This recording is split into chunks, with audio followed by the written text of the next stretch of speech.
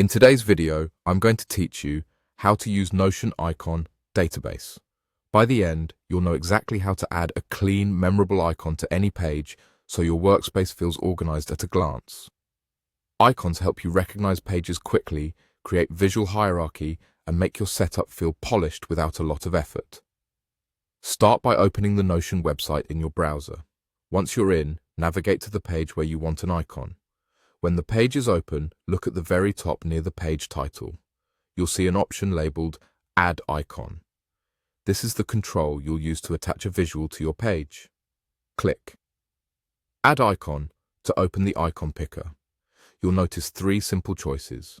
Select an emoji, pick from Notion's built-in icons, or upload your own image. Each option works a little differently, and you can choose whichever best fits the style of your workspace. If you choose the emoji option, you'll get access to a familiar set of expressive symbols. Emojis are quick, colorful, and great for personal dashboards, journals, or notes where a bit of personality helps. Search for a keyword or scroll through categories, then select the emoji that best represents your page's content. It will appear immediately next to your page title. If you prefer a more minimal look, click the Icons option to use Notion's icon database.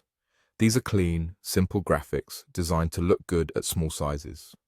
Browse or search for a term related to your page, like tasks, calendar, or documents, and pick the one that matches the purpose and tone of your page. This choice is ideal for professional workspaces or any setup where you want consistency across many pages.